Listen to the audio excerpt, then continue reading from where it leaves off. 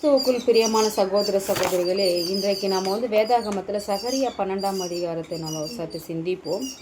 அதாவது தீர்க்க தரிசனங்கள் எப்படியெல்லாம் நிறைவேறிட்டுருக்கு அப்படின்னு நம்ம பார்க்கும் பொழுது, இந்த சகரியா 2:3 அந்த வசனம் என்ன சொல்லுது அப்படின்னா, எருசலேமை தோற்கடிக்கணும்னு நினைக்கிற எந்த ஒரு மனிதனும், எந்த ஒரு நாடும், எந்த ஒரு ஜனங்களும் விழுந்து போவாங்க. ஏன்னா அது ஒரு கல்லை போல், ஒரு பாறாங்கல்லை போல் இருக்குது. அதை தூக்கி ஏதாவது பண்ணணும் அப்படின்றவன் என்ன பண்ணுவான், அந்த கல்லின் மேல் மோதி அவனையே தான் ஒரு பெரிய ஆபத்தை அவன் சந்திப்பான். ஏன் அப்படின்னா தேவன் அதுக்கு துணையாக இருக்கிறாரு. அதை எதிர்க்கிறவங்க நிச்சயமாக ஒரு நாள் எருசலேம் அவனை சும்மா விடும். ஏன்னா தேவன் அதை ஒவ்வொரு நாளும் பாதுகாத்து இருக்கிறார். தேவன் காக்கும் விஷயத்தை மனித சக்தியால் வீழ்த்த முடியாது. ஏன்னா தேவன் அதை பாதுகாக்கிறாரு.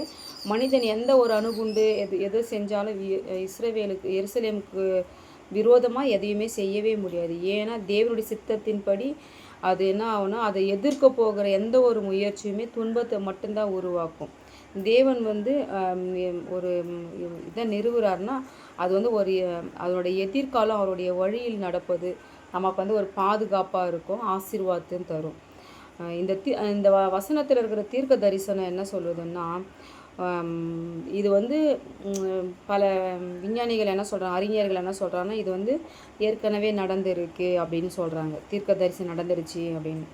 இதை கொஞ்சம் தான் நடந்திருக்கு. இன்னும் பார்த்தீங்கன்னா இன்னும் இருக்கிற காலகட்டத்தில் இன்னும் அதிகமாக போர்களெல்லாம் நடக்கும். எருசலேமை பார்த்து என்ன பண்ணுவாங்கன்னா, எல்லா ஜனங்களுக்கும் ஒரு பயத்தை உண்டாக்குவாங்க. கலக்கம், துன்பம் எல்லாமே அனுபவிக்கும். எருசலேம் உலகத்தில் உலக அரசியலில் மற்றும் இல்லை, ஆன்மீக மையமாகவும் அது மாறும் வருங்காலத்தில்.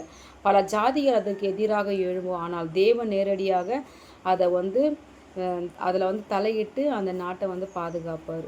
இன்றைக்கி கூட பார்த்திங்கன்னா எருசலேம் உலகத்தில் உலக கவனிப்பில் ஒரு மையமாகவே உள்ளது.